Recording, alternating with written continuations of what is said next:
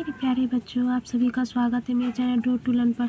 आज हम लोग क्लास 9 का मॉडल एक्टिविटी टास्क जनवरी महीने 2022 का ज्योग्राफी सब्जेक्ट भूगोल सब्जेक्ट फुल मार्क्स 20 का करने वाली हूँ। इससे पहले मैंने हिस्ट्री इतिहास का भी मॉडल एक्टिविटी टास्क जनवरी महीने का फुल मार्क्स 20 का करवाई हूँ, तो आप लोग आई बटन पर जाकर देख सकते हैं। 1 नंबर क्या है, बहुविकल्पीय प्रश्न, सही विकल्प को गोल घेर दीजिए। ठीक है, क्वेश्चन क्या है 1 का 1, उत्तरी ध्रुव पर ध्रुव तारा का उन्नयन कोण है कितना? 60 डिग्री, 0 डिग्री, 90 डिग्री, 45 डिग्री। तो हम लोग क्या लिखेंगे 90 डिग्री। ठीक है, फिर लिखा 2 नंबर क्या, इस अक्षांश रेखा पृथ्वी के गुरुत्व बल का मान सबसे कम होता है। ठीक है, भूमध्य रेखा पर या उत्तरी ध्रुव वृत्त रेखा पर या कर्क रेखा पर या मकर रेखा पर। तो हम लोग लिखेंगे भूमध्य रेखा पर। ठीक है, फिर क्या है आपका सही जोड़ा है पृथ्वी के उत्तरी और दक्षिणी ध्रुवों को मिलाने वाली काल्पनिक रेखा भूमध्य रेखा या पनडुब्बी संचालन जीपीएस या पृथ्वी के ऊपर चंद्रमा के छाया चंद्र ग्रहण या सौरमंडल का सबसे गर्म गैसीय ग्रह बुध है। ये सब गलत है। क्या होगा जीपीएस, क्या होगा पनडुब्बी संचालन। ठीक है, अब क्या है 2 का 1 नंबर क्वेश्चन क्या है, उपयुक्त शब्द द्वारा रिक्त स्थान की पूर्ति कीजिए। 2 का 1 नंबर क्या है, सौरमंडल के 8 ग्रहों में डैश ग्रह का घनत्व सबसे अधिक है। तो हम लोग लिखेंगे पृथ्वी। ठीक है, पृथ्वी का घनत्व क्या है, सबसे ज़्यादा है। फिर लिखा हुआ है पृथ्वी की परिधि को सबसे पहले माप यूनानी विद्वान डैश ने की थी। तो हम लोग क्या लिखेंगे ईरा। ठीक है, ट आधा स थ नीज। ठीक है, इराटस्थनीज। ठीक है, इराटस्थनीज। ठीक है, ने की थी। फिर बोला कि एक या 2 शब्दों में उत्तर लिखिए। जीपीएस का पूरा नाम क्या है? तो हम लोग लिखेंगे ग्लोबल, ठीक है, पोजिशनिंग सिस्टम। पृथ्वी का ध्रुव व्यास कितना किलोमीटर है? तो हम लोग लिखेंगे 12,714 किलोमीटर।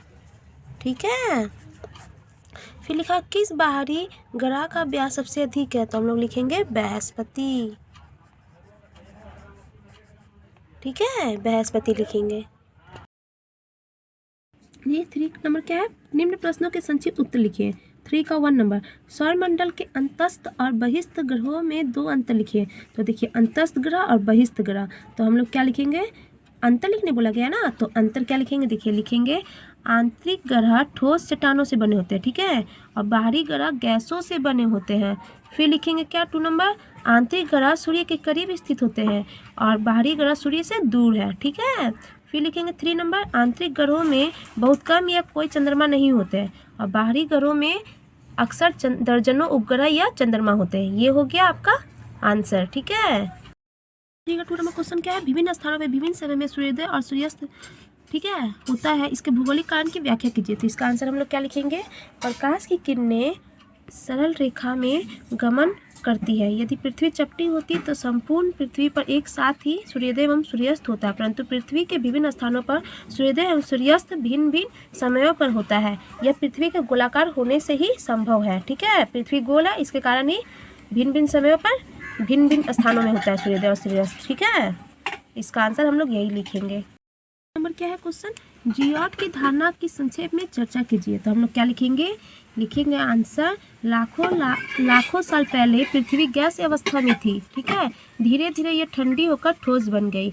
आधुनिक काल में सर आइजैक न्यूटन ने बताया कि पृथ्वी न केवल गोल है बल्कि वह ध्रुवों पर चपटी भी है तथा इसकी आकृति नारंगी से मिलती है। इसी से पृथ्वी को चपटा उपगोल कहा जाता है।